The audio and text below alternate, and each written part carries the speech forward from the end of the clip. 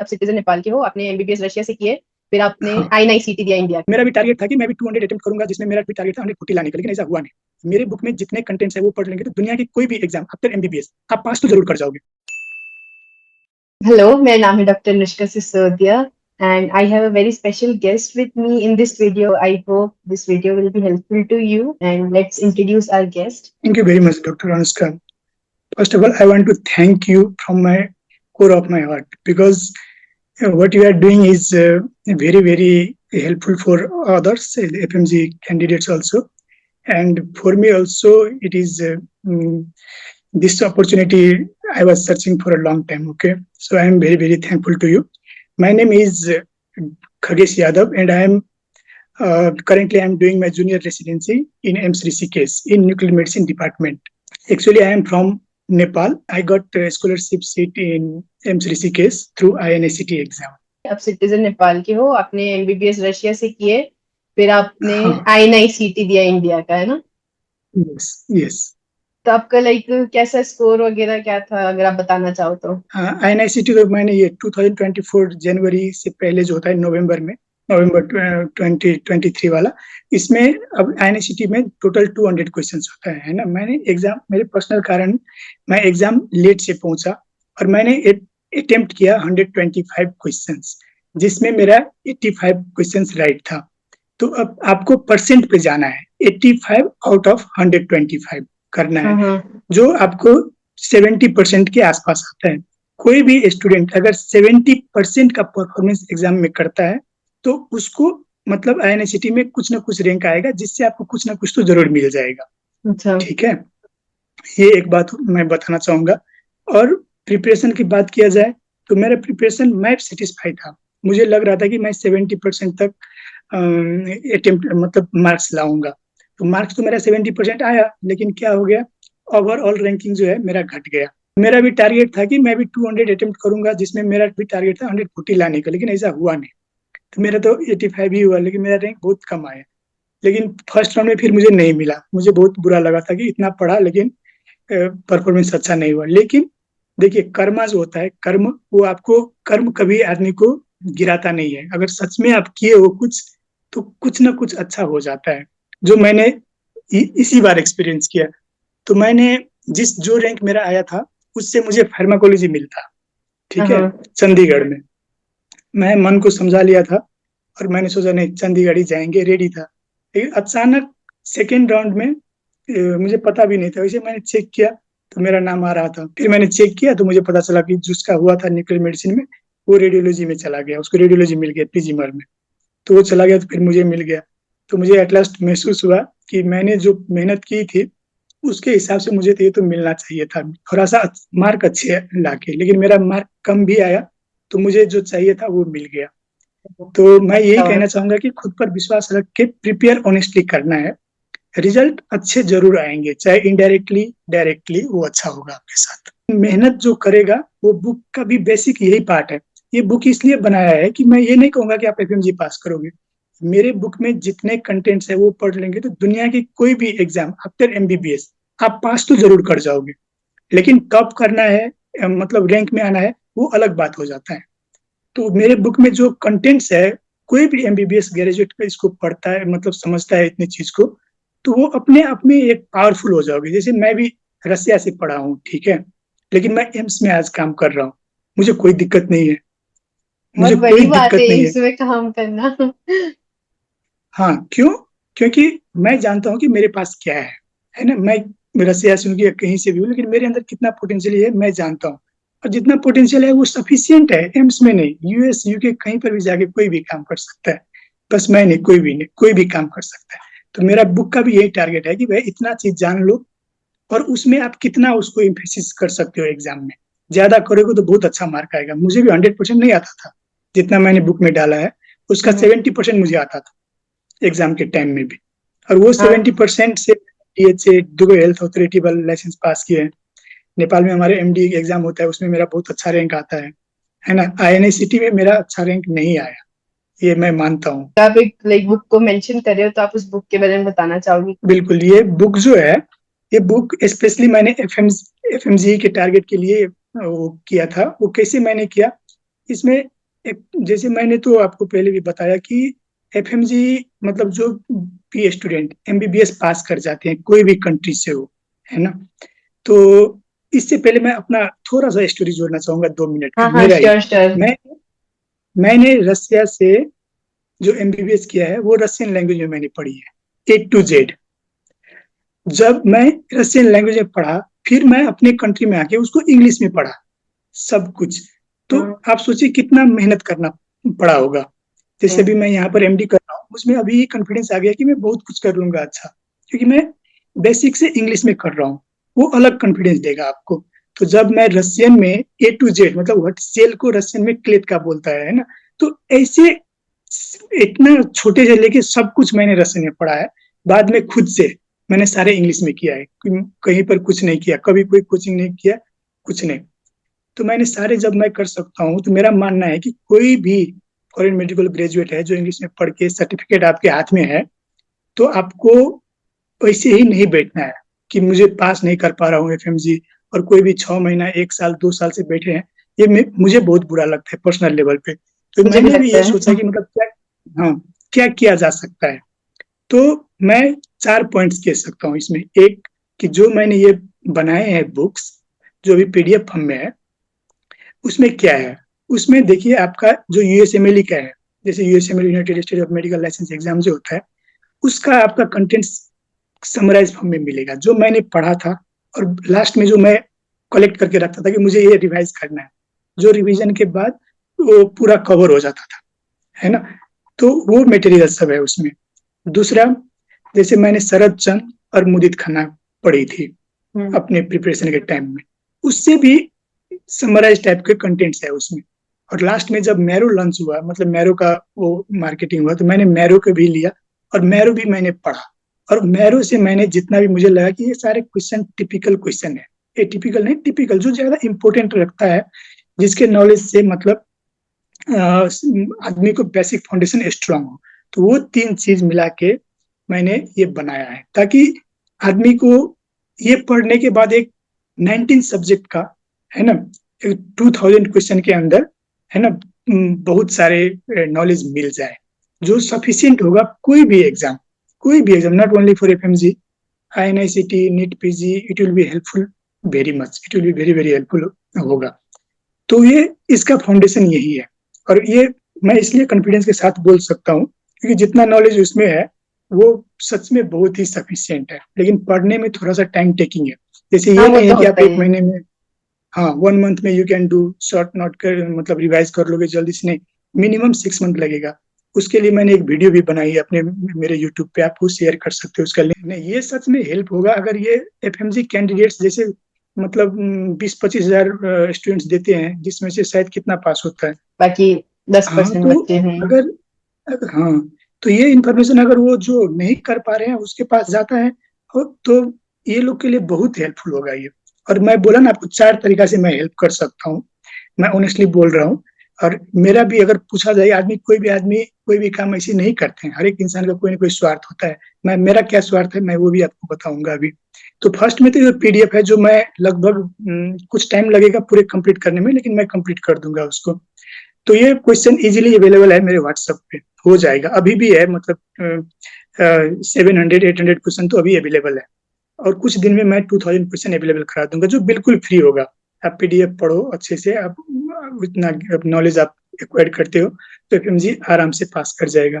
दूसरा, अगर बहुत सारे अभी भी मुझे आ रहा है रिक्वेस्ट कि इसका बुक भी मतलब होना चाहिए, तो अगर बुक पब्लिश होता है तो बुक के लिए थोड़ा सा पैसा लग सकता है, जैसे पर बुक 1000 कॉस्ट आ सकता है। और ये मैंने देखा तो लगभग 4 किताब बनती है क्योंकि उसमें एक्सप्लेनेशन होगा, नोट होगा, सब कुछ है। एक बुक में हम 500 मैक्सिमम पेज रख सकते हैं, नहीं तो वो बहुत मोटा हो जाएगा। तीसरा, ये जो मटेरियल्स है वो पढ़ने के लिए ऑलरेडी एक फाउंडेशन आदमी को होना चाहिए, स्टूडेंट को होना चाहिए। अगर फाउंडेशन नहीं है तो मैं ऑनेस्टली बोलूंगा, आप ये पढ़ोगे तो बस क्वेश्चन समझ में आएगी, क्वेश्चन और एक्सप्लेनेशन, लेकिन जो नोट्स डाले हैं वो समझ में आने में तकलीफ दिक्कत हो हाँ, मतलब जाएगा। बेसिक कॉन्सेप्ट तो क्लियर होने ही चाहिए एटलीस्ट।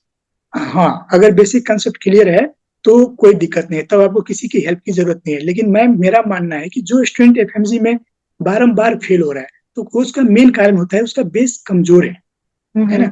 और ऐसे जिसका बेस ऑलरेडी कमजोर है, वो आप कितने भी ऊपर से पढ़ लो, कितने भी इंपॉर्टेंट चीज, कितने भी अच्छी किताब पढ़ लो, कितने भी अच्छी कोचिंग ज्वाइन कर लो, आप नहीं कर पाओगे। क्योंकि मेरा पर्सनल एक्सपीरियंस है, जब मैं रसिया में था तो मेरे बैचमेट के 15 विद्यार्थी फेल हो गया था, ठीक है। और उसको कैंपस ने 4 बार मौका दिया, वहां पर 4 बार मौका दिया जाता है कि आप अपियर करके पास कर लो, नहीं कर पाओगे तो आपको ईयर बैक कर देता है, ठीक है। तो मेरे चार चार चार बार मेरे दोस्तों को मौका मिला, वो चारों बार फेल हो चुके। फिर लास्ट में मुझे पता चला कि ऐसा ऐसा हो रहा है। फिर मैंने बोला कि वो लोग पैसा देना चाह रहे थे डीन को, डीन पैसा भी नहीं ले रहा था कि मुझे ऐसा मत करो जगह। फिर मैंने बोला इतना घबराने की बात नहीं है। मैंने उन लोग को 8 हफ्ता पढ़ाया, ठीक है। और उस पढ़ाने टाइम में मुझे पता चला कि ये लोग को व्हाट इज सेल ये भी पता नहीं है ना। तब मैंने उसको व्हाट इज सेल से शुरू किया और मैंने पूरा हिस्टोलॉजी पढ़ाया। और ऐसे मैंने उसको फार्माकोलॉजी पढ़ाया, वो सारे के सारे खुद पास हो गए, मैं झूठ नहीं बोल रहा हूँ, ठीक है। तो तब मुझे पता चला कि आदमी का जो है स्टूडेंट टाइम में जिस बेस सबसे मायने रखता है। आदमी ज्यादा, क्योंकि वो बेस ही नहीं रहेगा तो वो समझ उसको पढ़ाई पे इंटरेस्ट ही नहीं जाएगा। वो सारे बंदे पास हो गए। मैंने जब मैं नेपाल आया एमबीबीएस करके, तो जब मेरा जॉब था गवर्नमेंट जॉब था नेपाल में, क्योंकि मैंने स्कॉलरशिप से पढ़ने गया था तो मुझे 2 साल का बॉन्ड था। तो उस बॉन्ड में मैं गवर्नमेंट हॉस्पिटल में जॉब भी करता था और बीएससी नर्सिंग को मैं पढ़ाया भी करता था। तो बीएससी नर्सिंग को मैंने पढ़ाया था एनाटॉमी फिजियोलॉजी एंड पैथोलॉजी। सारे के सारे स्टूडेंट पास हो गए। उस कैंपस में अभी तक ऐसा नहीं हुआ था। ये मैं अपना थोड़ा सा मैं अपने खुद को प्रेज कर रहा हूँ, लेकिन ये नहीं तो सब इतनी हुआ है। अच्छी बात है ना, अगर आपने ऑलरेडी इतने हाँ, लोगों को पढ़ाया है तो आपके पास एक्सपीरियंस है कि हाँ लाइक लोगों को यस, कैसे समझानी चाहिए चीजें इजी तरीके से। बिल्कुल, बिल्कुल, बिल्कुल, हाँ।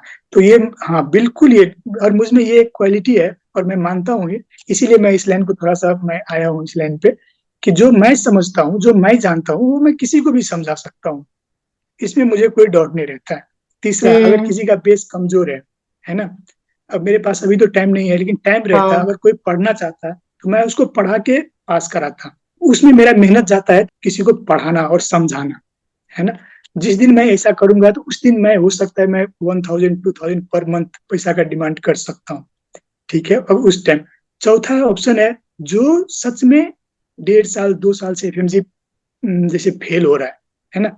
उसको मैं मेरे पास अगर वो कांटेक्ट में आए तो मैं उसको गारंटी के साथ मैं उसको पास करवा सकता हूँ पढ़ा के, है ना। और जब वो पास हो जाता है तभी वो पेमेंट कर सकते हैं। लेकिन उस टाइम उसको थोड़ा सा पैसा ज्यादा देना पड़ सकता है, जो मैं ऑनेस्टली मैं बोल रहा हूँ। तो 4 तरह से, मतलब 4 तरह से मैं हेल्प कर सकता हूँ स्टूडेंट सबको। जो जिसका बेस अच्छा है वो पीडीएफ फ्री में पढ़ ले, पास हो जाएगा। बुक बाय करके आप पढ़ सकते हो, पास हो जाएगा। जिसका बेस कमजोर है वो, हो सकता है अगर टाइम मिलता है तो मैं क्लास लेके भी पढ़ा सकता हूँ, है ना। जिसका बेस पूरा कमजोर है, कुछ नहीं पता है, वो भी पास हो सकता है। मतलब एफएमजी वाले कैंडिडेट सारे को पास होने का मौका मिले, मतलब ये होगा अपॉर्चुनिटी जैसा है। और आपका टेलीग्राम एक चैनल भी है ना जिसपे लाइक आप हाँ, कुछ क्वेश्चंस हाँ, डालते हो कभी यूट्यूब भी है। कभी। और हाँ, हाँ, हाँ। यूट्यूब और टेलीग्राम भी है, जिस पर मैं सच में बहुत कम जाता हूँ, क्योंकि जो मटेरियल्स होता है बस डालने के लिए मैं जाता हूँ टेलीग्राम पे। चलो ये बन गया है, अब ये डाल देते हैं, हाँ स्टूडेंट सब फीडबैक ले पढ़ेंगे, यूज सकते हो कर आप रहे बच्चों का। हैं। एफएमजी वाले तो कम यूज कर रहे हैं, आईएनआईसीटी वाले बहुत ज्यादा यूज कर रहे हैं। मेरा एफएमजी वाले भी है, आईएनआईसीटी वाले भी है और नीट पीजी वाले भी। अभी एफएमजी वाले तक पहुंचा नहीं है but maybe I hope इस वीडियो के बाद पहुंच जाए। तो मैं आपके यूट्यूब चैनल का लिंक और टेलीग्राम चैनल का लिंक दोनों का नीचे लाइक डिस्क्रिप्शन में डाल दूंगी, ताकि जिसको भी सब्सक्राइब करना हो वो सर के लाइक चैनल को सब्सक्राइब करे और उनको रीच आउट कर सकते हैं। सर बहुत हेल्पफुल है sir, like will definitely help you. बहुत सारे क्वेश्चन दूसरे बच्चों ने भी पूछे तो वो मैं आपसे पूछती हूँ, है ना। आपका डेली रूटीन क्या है और आप अपनी वर्क लाइफ बैलेंस को कैसे मैनेज करते हो। हाँ, मैं यहाँ पर एक पूछना चाहूंगा, अब अभी की डेली रूटीन के बारे में जानना चाहते हैं कि जब मैं प्रिपेयर कर रहा था उस टाइम के बारे में। आई गेस ये अभी के बारे में है, या प्रिपेयर दोनों का ही हाँ, तो बता दो, प्रिपरेशन की टाइम का भी बता दो अभी का भी बता दो। है ना, जैसे हम लोग का यहाँ पर मैं 8:30 बजे आ जाता हूँ डिपार्टमेंट। क्योंकि मैं अभी सबसे जूनियर मोस्ट हूँ अपने डिपार्टमेंट का, फर्स्ट ईयर है ना आपका है ना भी। मैं। हाँ, हाँ, बिल्कुल। हाँ। तो 8:30 बजे आ जाता हूँ। 8:30 बजे से लगभग यहाँ पर 3 4 बजे तक काम खत्म हो जाता है। तो फिर भी मैं 5 बजे के बाद भी यहीं पर रहता हूँ, क्योंकि यहाँ पर मैंने पहले भी बता दिया, यहाँ पर बहुत कंफर्टेबल है ना। आपको वाईफाई मिल जाएगा, एसी रहेगा, कोई स्ट्रेस नहीं रहेगा। और जो हमारे रिपोर्टिंग सिस्टम होता है वो हम सब यूज कर पाते हैं। तो आप इसमें देखो, सारे इमेजिंग रिपोर्टिंग वगैरह कर लो, या तो पढ़ सकता हूँ मैं यहाँ पर। मैक्सिमम टाइम यहीं पर बीत जाता है। उसके बाद हॉस्टल जाना, हॉस्टल में मेस होता है, 8 बजे खाना खाना, फिर अगर हुआ तो 1-2 घंटा कुछ देखता हूँ, नहीं तो मतलब पढ़ना ही पड़ता है, क्योंकि जेसी होता है ना, एमडी में भी एकेडमिक सेक्शन होता है, जर्नल क्लब होता है, उसके बाद आपका सेमिनार सब होता है। तो पढ़ाई, और ये एम्स में मैंने देखा कि ये लोग बहुत पढ़ाता है, कि बहुत अच्छे तरीका से मतलब आपको पढ़ाने पे बहुत फोकस करेगा। संडे को आपको हो जाएगा, मतलब वीकेंड रहता है, कुछ दिन कम्प्लीटली हॉलीडे रहता है। तो अभी यही चल रहा है, अभी से बिल्कुल। मतलब 4 महीने 6 महीने से बिल्कुल ये चल रहा है। हाँ, तो जब मैं प्रिपेयर कर रहा था, उस टाइम का लाइफ स्टाइल अलग था। तो मैं पर्सनली मैं बहुत देर तक पढ़ सकता हूँ, लेकिन मैं ये नहीं सबको ऑफर करूंगा कि आप जैसे मैं सुबह, जब मैं पढ़ स्पेशली फोकस करके पढ़ रहा था, तो मैं 4:30 में उठ जाता था सुबह, ठीक है, और मैं 5 बजे से पढ़ना स्टार्ट करता था। तो मैं मतलब 5 बजे स्टार्ट करता था, तो मैं शाम को 6 बजे तक कंटिन्यूसली पढ़ता था। बीच में मैं आपका बाथरूम हो गया, बात करना और खाना नाश्ता सब करने के लिए ही मैं ब्रेक लेता था। नहीं तो मैं कंटिन्यूसली पढ़ता था मैं। लेकिन मैं ऐसा नहीं बोलूंगा कि सब हर लोग को ऐसा पढ़ना है, मतलब आप हम्म। इतना, मैं पढ़ लेता हूँ, ये मेरा एक पॉजिटिव पॉइंट है। और मेरे मम्मी रहती थी मेरे साथ, तो वो सारे चीज का व्यवस्था कर देती थी, मतलब खाना वाना नाश्ता जितना भी हो, है ना, ड्रिंक्स, मेरा सब कुछ। तो मेरा पूरा टाइम यूटिलाइज होता है। ऐसे मैंने 4 महीने तक पढ़ाई की है, अच्छा, ठीक है, नवंबर 4 महीना से। आईएनसीटी के लिए। हाँ, 4 to 5 मंथ। तो उसमें मतलब पूरा मुझे कॉन्फिडेंस आ गया था कि नहीं, एग्जाम तो अच्छा होगा, बिल्कुल अच्छा होगा, चाहे जो भी हो। तो ऐसे मैं पढ़ता था, ठीक है। ये मेरा पढ़ाई का वो था। और लेकिन शेड्यूल जो होता है वो बनाना पड़ता है कि मुझे कैसे पढ़ना है ना, जो मैंने अपने यूट्यूब वीडियो पे भी बनाई है, कि ऐसे आपको अब पढ़ेंगे तो ये एमसीक्यू कवर हो जाएगा। लाइक एक और क्वेश्चन है कि how tough was it to crack the exam, how consistent you were for the studies. Like कि एफएमजी से एम्स में, लाइक आपको कैसा कुछ लगा कि हाँ एफएमजी देने के बाद, लाइक आपने अपने आपके वहां का भी एफएमजी दिया था और फिर आपने एम्स दिया था, तो आपको पैटर्न वगैरह में कैसे लाइक चेंजेस लगे? हाँ, ये टोटल फर्क होता है, एफएमजी और आईएनएसटी एग्जाम टोटली फर्क है। टोटली फर्क in the sense of exam फर्क है, नॉलेज में फर्क नहीं होता है। जो नॉलेज आप एफएमजी के टाइम पे एक्वायर करोगे, वो बहुत ही आपको हेल्पफुल होता है आईएनआईसीटी में।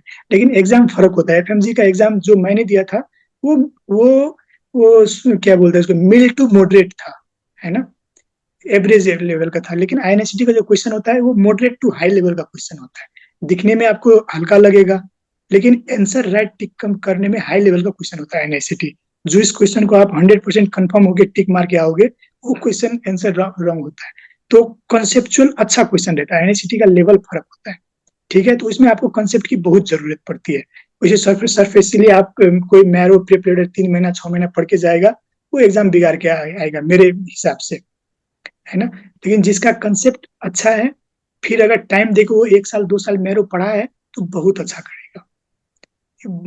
जो मेरा मैं मुझे जो लग रहा है, मैं यही कहना चाहूंगा इसमें। और एक बात मैं बताना चाहूंगा, वर्क लाइफ बैलेंस जो बात है, तो balancing not work life, in in any field we can use it. Balancing सबसे पहले आपको, है ना, हमारे बॉडी माइंड को एटलीस्ट बैलेंस रखना पड़ता है, ठीक है। बॉडी माइंड का कहने का मतलब, माइंड मतलब जैसे आपके दिमाग है, लेकिन आपके दिमाग तभी बैलेंस होगा जब आपको सराउंडिंग चीजें बैलेंस में रहेगी, है ना। जैसे आपको पापा, मम्मी, है ना, सिस्टर, ब्रदर, और जो भी आपके आसपास है, किसी को कुछ हो जाता है और वो इन्फॉर्मेशन आपके पास आता है, तो आप अनबैलेंस हो जाते हो, उस टाइम आप नहीं पढ़ पाओगे। तो चीजों को ऐसे बना के रखिए कि ताकि आप पढ़ने के टाइम पे आपको कोई डिस्ट्रैक्शन ना आए, ठीक है। ये बहुत इंपॉर्टेंट है। अगर आप पढ़ ही रहे हो 6 महीना, लेकिन आप मेंटली डिस्ट्रैक्टेड हो, तो आप अब उस टाइम आपका रिजल्ट बहुत बुरा आने वाला है। उससे हाँ आदमी को होता ही है। फ्रस्ट्रेशन हो जाता है कि मतलब मैंने 6 महीना किया, नहीं हो पा रहा है, 1 साल किया, आप 1 साल क्या 10 साल भी करो, क्या बोलते हैं उसको, अच्छे रिजल्ट आपको नहीं मिलने वाला है। तो बैलेंसिंग मैं ये बोलूंगा, वर्क लाइफ नहीं, ऑलवेज कीप बैलेंसिंग बिटवीन। आपका माइंड बैलेंस होनी चाहिए, आपकी बॉडी बैलेंस होनी चाहिए, at least during the time of preparation, और कोई भी मकसद पे आप गए हो उस टाइम, ठीक है। तो ये बैलेंस कर, जैसे अभी मैं मैरिड भी हूँ, और मैं यहाँ पर कर भी रहा हूँ, मेरा सब कुछ देखा जाए तो मेरे फैमिली के पूरे सेंट्रल पार्ट मुझ पर डिपेंडेंट रहता है ना।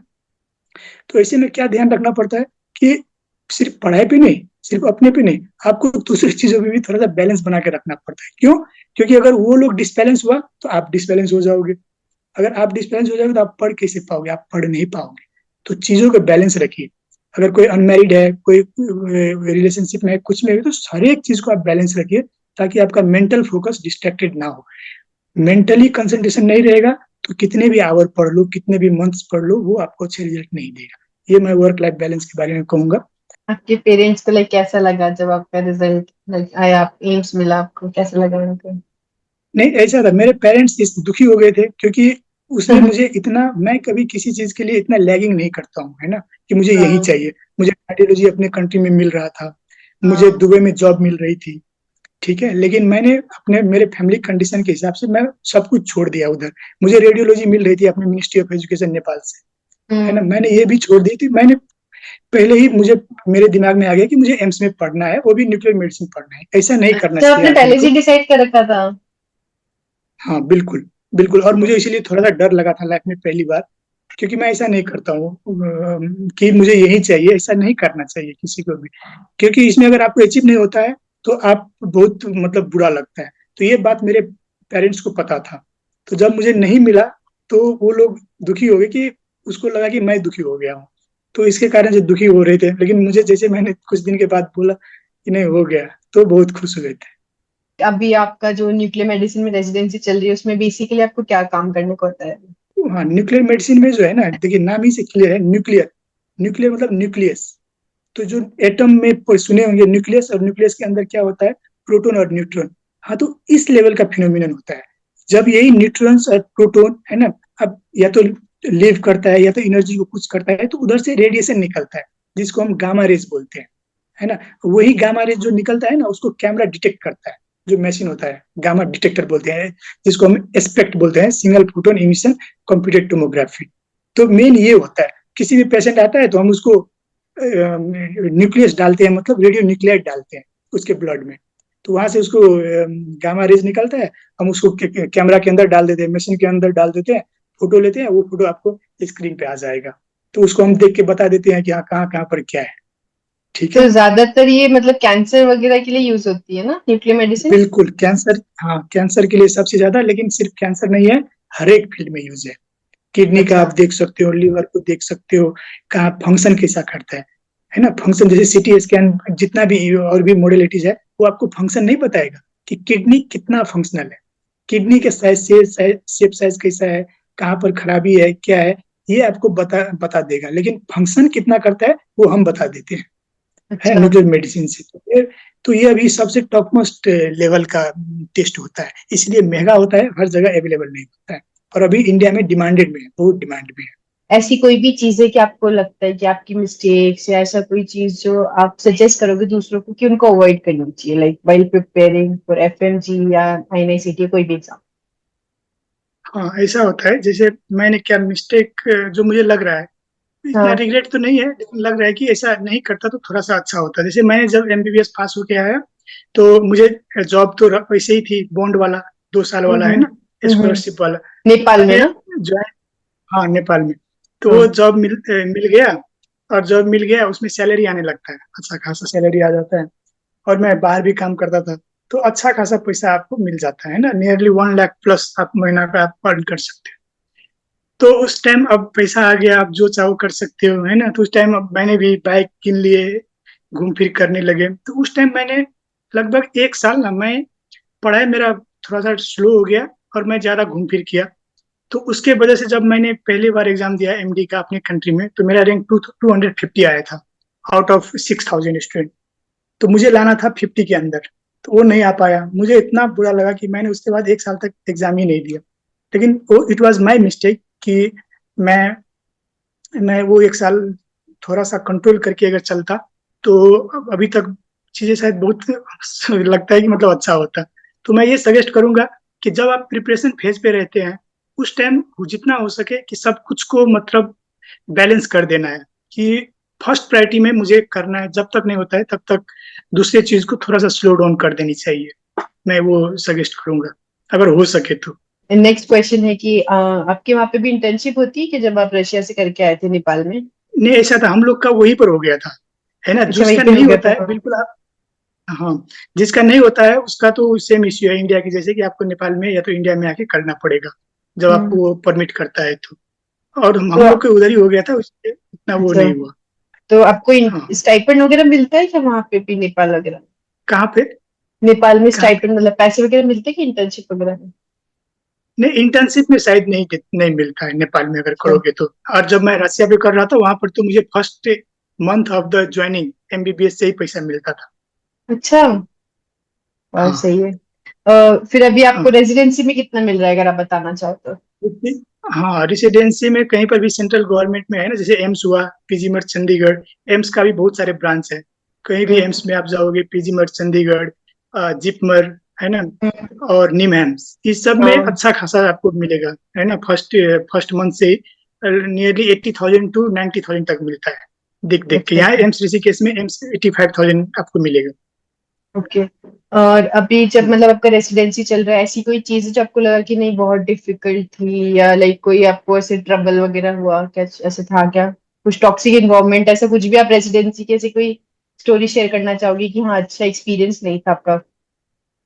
नहीं, मेरा तो एक्सपीरियंस मैं अच्छा ही बताऊंगा, इसमें कारण मैं दूसरों को नहीं बताऊंगा, मैं खुद पे उस पर लेना चाहूंगा कि देखिए हर जगह पर आपको 100% परफेक्ट नहीं मिलेगा, कहीं पर भी नहीं मिलेगा। अगर मिल गया तो यू आर वेरी लकी, है ना। हम्म। कि अब टॉक्सिसिटी की बात आती है तो 100% टॉक्सिसिटी मैंने नहीं देखा है कहीं पर, लेकिन कहीं ना कहीं पर हो जाता है। लेकिन उसके कंट्रालेटरल साइड भी होता है जहां पर आपको बहुत अच्छे दोस्त भी मिलेंगे, है ना। तो मैं यही करता हूँ कि जो आपको निगेटिव मोटिवेट कर रहा है, निगेटिव इन्फ्लुएंस कर रहा है आपको, तो उससे थोड़ा सा दूरी बना के सावधानी बनाना है। जो आपके साथ पॉजिटिविटी में रहता है उसके साथ ज्यादा टाइम स्पेंड करना है, बात खत्म है। ठीक है। जो मैं करता हूँ तो टॉक्सिसिटी के ऊपर मैं यही कहना चाहूंगा। और रहा कठिनाई, कठिनाई ऐसा नहीं कि नहीं आएंगे, है ना। कठिनाई आती है बहुत। अब मैं क्या ही बताऊं, अब मतलब छोटी छोटी रूप में आएगी, बड़े बड़े रूप में आएंगे। जैसे मैं नेपाल फॉरेनर का था तो मुझे ज्वाइनिंग टाइम में थोड़ा सा इश्यू आया था, क्योंकि हम लोग को एनएमसी से पेपर लेना पड़ता है। हम्म। एनएमसी से मुझे पेपर ही नहीं दिया 3 महीना तक। मैं तीन अच्छा महीना से वेट कर रहा हूँ। तो ये बहुत बुरा लगता है ना कि जनवरी से मेरा सेशन ज्वाइनिंग था, लेकिन मैंने ज्वाइन किया है मार्च से। तो अच्छा। लेकिन मैं उसको, हाँ, तो मैं इन चीजों के लेता हूँ कि this is life, and when you come after student life, your life will be totally different. हम वो एक्सपेक्ट नहीं कर सकते हैं और हमेशा कि जो मैं एक्सपेक्ट कर रहा हूँ वैसा ही हो, ऐसे बहुत कम होगा। चीजें वैसे होने लगेगा जैसे आप, संसार आपको देगा, है ना। What world will give you, that you have to accept. मैंने तो एनएमसी में अप्लाई कर दिया था, लेकिन कब देना है कब लाना है वो मेरे बस के बाहर हो जाता है चीजें बहुत टाइम। तो उस टाइम आपको पैसेंस रखना है, चीजों को समझना है, और अपने आप में मतलब एक तरह से संयम बना के रखना है, बैलेंसिंग बना के रखना है। ऐसा नहीं कि कोई मैंने दूसरा डिसीजन ले लिया, रिएक्ट कर दिया, हाइपर रिएक्ट कर दिया, तो उससे चीजें आपकी ही मतलब बिगड़ता है। तो मैं जनरली 3 प्रिंसिपल पर रहता हूँ कि आप खुद पर भरोसा रखिए, अपने आप को पहचानिए कि आपके अंदर क्या खूबी है, और इसके दम पे आप क्या कर सकते हो, वो आपको कोई कभी चेंज नहीं कर पाएगा। Number one. दूसरा, कहीं पर भी जाइएगा तो आपको लोग मिलेगा, बहुत सारे रिएक्शन आपके ऊपर आएगा कि भाई तुम ऐसे, तुम रसिया से पढ़े हो, ऐसे ऐसे बहुत चीज। मैं बिल्कुल रिएक्ट नहीं करता हूँ, क्योंकि रिएक्ट करके मैं क्या ही साबित करना चाहता हूँ। जो साबित करना था वो तो मैंने कर दिया, जो आगे यहाँ पर करना है वो मैं करता जाऊंगा। उस अच्छी बंदे बात है। से आप, हाँ, है ना, उस बंदे को आप साबित करने पे लग जाओगे तो you are killing your mind. So don't do like that, है ना। तीसरा, आप में अगर कुछ क्वालिटी है तो आप दूसरों को इसके बेसिस पे आप उसका हेल्प कीजिए। कंपैरिजन कभी मत कीजिए किसी के साथ, क्योंकि आप बिल्कुल अलग हो, है ना। हर एक इंसान अलग है अपनी जगह पे। कि थोड़ा सा किसी के स्टोरी से आप मोटिवेट हो सकते हो, लेकिन you can't compare totally, compare करना भी नहीं चाहिए। तो मेरा ये 3 चीज रहता है, और इस 3 चीजों के मतलब हेल्प से मैं कहीं पर भी जाके मतलब मैं एडजस्ट हो जाता हूँ, अपना काम कर लेता हूँ। तो यही है मेरा। और मैं कहूंगा कि इतना वो नहीं है। बहुत मैं सुनता हूँ कि पे आदमी फ्रस्ट्रेट हो गया, डिप्रेशन में चला गया, जानता हूँ, लेकिन आपको ये समझना है कि मुझे कब रिएक्ट करना है। अगर रिएक्ट करने की जरूरत नहीं पड़ रही है और आपका फिजिकल, मेंटल और स्पिरिचुअल स्टेटस बन रहा है, तो लेट इट बी, है ना। आप आगे बढ़ते चलो। मैं यही कहना चाहूंगा इस मामले में। तो अगर कोई सीनियर भी है, अगर वो आपको अलग तरह से रिएक्ट मतलब ट्रीट कर रहा है, तो आपका कहना ये है कि बस उस चीज पे रिएक्ट मत करो, वो कह रहे हैं जो सुन लो, है ना? until and unless it is disturbing you physically, mentally and spiritually, so that you can't tolerate. अगर हम्म उस लेवल पे जाता है तो यू मस्ट रिएक्ट, है ना? हम्म अगर उस लेवल पे नहीं जाता है तो no need to react at all. क्योंकि मैंने देखा है कि बहुत सारे आदमी अपने हाइपर रिएक्शन के कारण से, not with senior only, in general life also, कि जो समस्या उसकी जिंदगी में होना ही नहीं चाहिए वो समस्या को उसने इन्वाइट कर लिया है ना? तो वो तो भाई वो तो पर्सनल बिल्कुल अपने गलत डिसीजन के कारण से, ऐसा नहीं होना चाहिए। हाँ, जब आपको लगे कि नहीं अब नहीं चल पाएगा, मुझे फिजिकली, मेंटली और स्पिरिचुअली मैं डिस्टर्ब हो रहा हूँ, तो रिएक्ट जरूर करना है। लेकिन ऐसा बहुत कम टाइम पे होता है, कहीं कहीं पर शायद होता होगा, जो मैं सुन रहा हूँ कि इधर किसी ने सुसाइड कर लिया, तो उस टाइम आप सुसाइड क्यों करते हो? हम्म। आप रिएक्ट करो, है ना? मैं उस टाइम बोलूंगा कि आप सुसाइड करने से अच्छा है कि आप रिएक्ट करो उस टाइम, है ना? अब जहां पर चीजें नहीं उतना बिगड़ रहा है तो जाने दो, एक दो सीनियर ऐसा है तो क्या हो गया, हर एक सीनियर तो ऐसा नहीं होगा, ये तो मैं बिल्कुल कहूंगा। अगर बुरे लोग हैं तो अच्छे लोग भी जरूर है, पॉजिटिव वाले आदमी भी जरूर मिलते हैं। तो बस आपको ये डिसीजन लेना है कि किस साइड शिफ्ट होना है, ये बहुत बड़ा चीज है और रियल लाइफ में भी ये काम लगता है।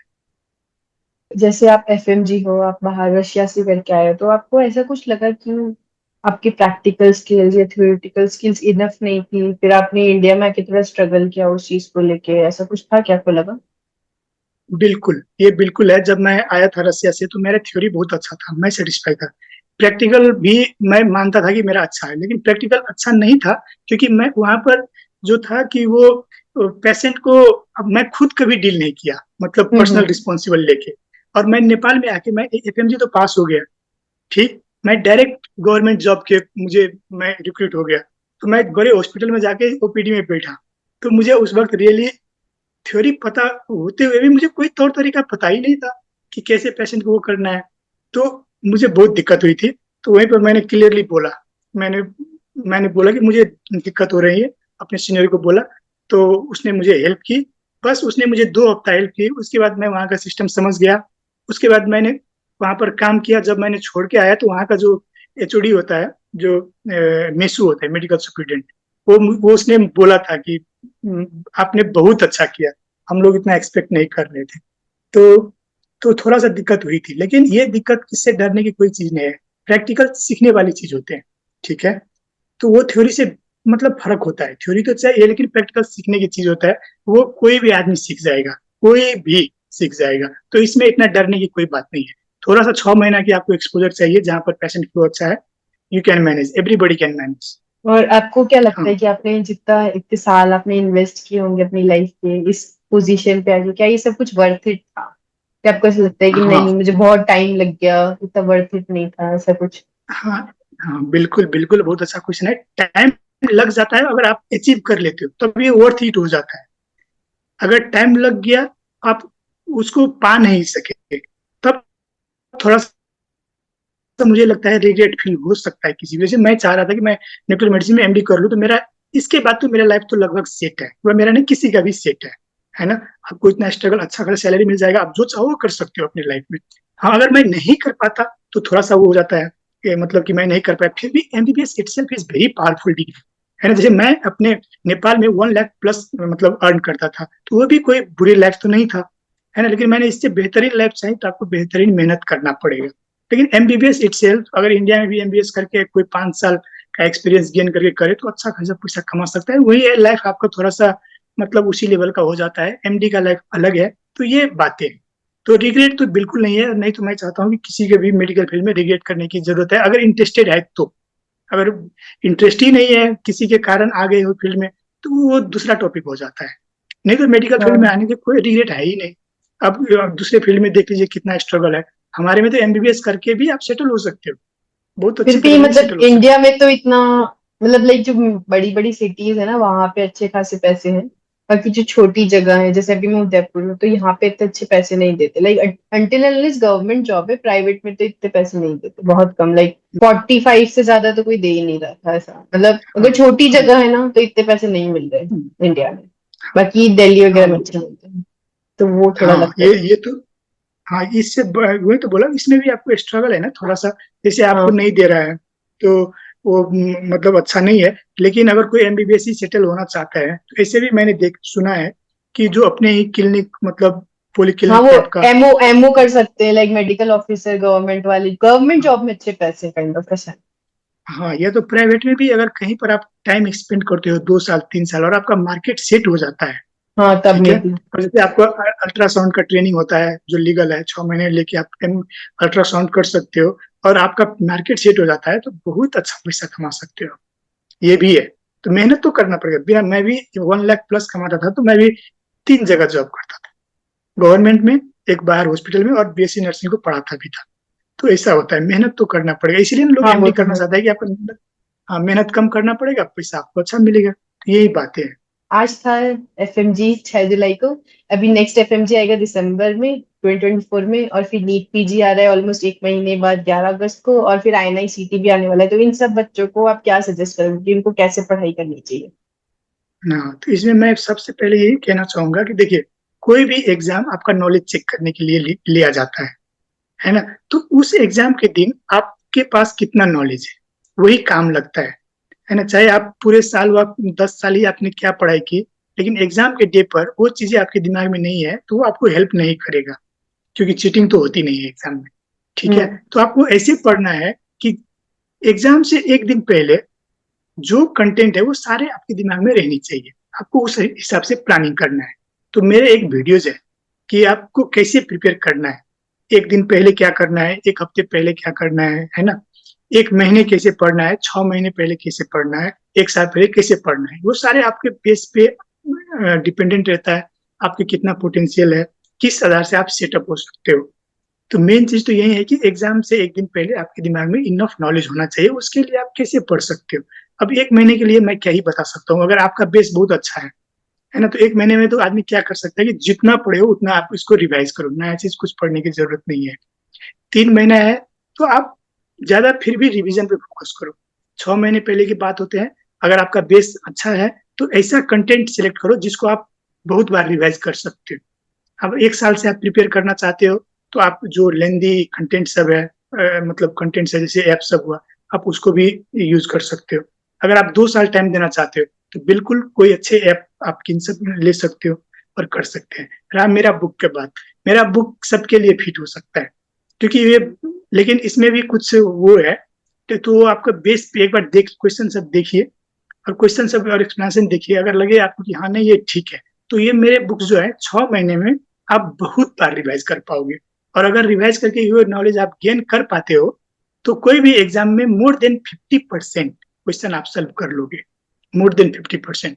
और आईएनआईसीटी में आपको नाम निकालने के लिए आप लोग को 70% की जरूरत पड़ती है, ठीक है। नीट में भी 70% मार्क ब्रिंग्स टॉपर, है ना। ऐसा नहीं है कि 200 में टॉपर लोग 160 170 लाता है, मुश्किल है। 1 से 40, 1 से 45, है ना। कोई एक बंदा होगा जो 150 ले आए, नहीं तो 140 मार्क, 140 से 50 में मतलब वो होता है। आपका कोई मैसेज, लाइक जो भी आप कुछ रह गया हो ऐसी बात जो आप बोलना चाहते हो इस वीडियो में व्यूअर्स के लिए? नहीं, तो मैं लास्ट में ये कहना चाहूंगा कि खुद पर विश्वास रखें। एफएमजी पास करने के लिए तो कोई भी टेंशन ना लेगा, और इतना टेंशन लग रहा है तो आप मुझसे कांटेक्ट कर सकते हैं, मैं कोई ना कोई सोल्यूशन निकालूंगा, है ना, जो आपके बेनिफिट में ज्यादा रहेगा। और लाइफ में बैलेंस बैलेंस बना के रखना है ना। इसमें मैं ये कहना चाहूंगा कि मतलब इतना स्ट्रेस नहीं लेना है किसी भी चीज में, क्योंकि आप ऑलरेडी एमबीबीएस हो, और ऑलरेडी एमबीबीएस होना मैं मानता हूँ कि बहुत ही बड़ी बात है, बहुत ही बड़ा सक्सेस है। हाँ, वो जैसे एफएमजी के लिए मैंने 2000 क्वेश्चन का एक्सप्लेनेशन प्लस नोट्स इसमें मैंने डाल के 19 सब्जेक्ट को मैंने बनाया है। इसमें इतना कंटेंट है जो बिल्कुल सफिशियंट है आफ्टर मेडिकल ग्रेजुएट, कि कोई भी एग्जाम आप पास कर सकते हो। आप यूएसए में लिए स्टेप 1 दीजिएगा, आप पास कर जाओगे। आप एफएमजी दीजिएगा, आप पास कर जाओगे। आप दुबई हेल्थ अथॉरिटी का एग्जाम दीजिए, व कोई भी गल्फ कंट्री का एग्जाम दीजिए, आप पास जरूर कर जाओगे, क्योंकि 50 to 60% तो आराम से क्वेश्चन मतलब आप सॉल्व कर जाओगे। आप आईएनआईसीटी जाइए, आईएनआईसीटी में भी कर सकते हैं, है ना। तो आईएनआईसीटी के लिए भी मैंने वही 2000 क्वेश्चन में प्लस 500 क्वेश्चन किया है, जो पास्ट क्वेश्चन ऑफ आईएनआईसीटी है, क्योंकि fundamental knowledge will never change, है ना। जो फंडामेंटल नॉलेज है वही आता है। कोई भी एग्जाम में 50 to 60% क्वेश्चन फंडामेंटल रहता है, 20 to 30% क्वेश्चन थोड़ा सा डीप नॉलेज वाला रहता है, और 10 to 20% रेयर क्वेश्चन होता है। ताकि कोई इसको सॉल्व ना कर सके, इसीलिए एग्जामिनर बनाते हैं। तो मेरे में फंडामेंटल प्लस डीप नॉलेज वाला क्वेश्चन सफिशिएंट है, तो मैं मानता हूँ कि ये बहुत ही अच्छा है। और 6 मंथ में सबसे अच्छी बात है कि 6 मंथ में मेरा वीडियो यूट्यूब पे है, उस हिसाब से अगर 6 मंथ आप दे सकते हो तो आपका मतलब बहुत ही अच्छा हो जाएगा। मैंने क्योंकि इसमें बताया कि आप कैसे इसको बहुत बार रिवाइज कर सकते हैं। अगर वो कर लिए और नहीं होता है तो मैं उसको बंद कर दूंगा। अगर कोई भी एक भी बंदा उतना करके उसको अचीव नहीं हो रहा है, जैसे एफएमजी पास नहीं हो पाएगा, तो आप मुझे ऑनेस्टली रिव्यू कीजिए, मैं उस दिन उसको मतलब बंद कर दूंगा, क्योंकि उसका औचित्य नहीं रह जाएगा। समझ गई। तो अभी ये बुक अंडर प्रोसेस है ना, लाइक आप सिर्फ अभी अभी लाइक टेलीग्राम पे क्वेश्चन पोस्ट सारे करते हो थोड़े थोड़े हाँ क्वेश्चंस? हाँ, एज ए कंप्लीट बुक तो नहीं है, लेकिन क्वेश्चन बन गए हैं। मैंने 700 क्वेश्चन रखे भी है उस पर। 700 क्वेश्चन कंप्लीट जो हो गया है उसको रख दिया है, और क्वेश्चन को थोड़ा सा प्रोसेसिंग में बाकी है, तो मैं उसको करके लगभग वो रख दूंगा मैं। अगर मुझे आता है ऐसा फीडबैक, है ना, एक दो आते हैं तो मैं उसको समझा देता हूँ कि हाँ चलो अभी ये पढ़ लो, ऐसा कर लो। और लॉन्ग टर्म में भी मैं उस पर कुछ कुछ अच्छा करने के लिए मैं सोच रहा हूँ। बहुत अच्छी बात है। अभी वही टाइम की बात है कि आप रेजिडेंसी में हो तो अभी इतना टाइम नहीं मिल पाता है, इसलिए। हाँ, टाइम का तो स्कार्सिटी है, लेकिन फिर भी अगर फीडबैक अच्छा आता है, देखूंगा मैं जरूरत कैसे है, कैसे वो आते हैं, तो मैं यहाँ का टाइम मैं मैनेज कर सकता हूँ। लेकिन मैं ऐसा है ना कि मैंने अभी तक जो जितना इस पर टाइम लगाया है वो बहुत टाइम लगा है, बहुत मेहनत, मैं इसका एक्सप्लेनेशन नहीं कर सकता हूँ। लेकिन मैं अभी फिर से बहुत सारे टाइम लगाऊं, इस पोजीशन पे मैं नहीं हूँ। लेकिन मैं हम्म। फीडबैक देखूंगा कि कितना आदमी को फायदा मिल रहा है, कितना आदमी को मैं हेल्प कर सकता हूँ। है ना, कभी कल क्या होता है कि आप कितने भी अच्छी चीज बना लो, अगर वो जहाँ पहुंचना चाहिए नहीं पहुंच पाता है तो उसका कोई मतलब नहीं रह जाता। वो भी है। तो मुझे इसका थोड़ा सा डर है, अगर अच्छे से आदमी तक पहुंचता है, स्टूडेंट तक, तो मैं जरूर इस पे बहुत जल्दी काम कर लूंगा सारे। मैं अपने सारे व्यूअर्स को यही बोलेंगी जो भी ये वीडियो देख रहे हैं कि आप प्लीज डॉक्टर खगेश के चैनल पे जाओ, लाइक टेलीग्राम चैनल पे जाओ, यूट्यूब चैनल पे जाओ, और आप उनके जितने भी क्वेश्चन है उन्होंने ऑनलाइन लाइक डाल रखे हैं, आप उन सबको रिव्यू करो। अगर आपके पास टाइम है तो प्लीज आप उनको रिव्यू करो और सर को फीडबैक दो कि आपको क्या बुक चाहिए, या जैसे भी आपको लगता है कि आप उस लाइक उन क्वेश्चंस को अच्छे से यूज कर सकते हो आपके एग्जाम्स के लिए, देन प्लीज सर को अपना फीडबैक दो और सर आपकी लिटरली हेल्प करेंगे।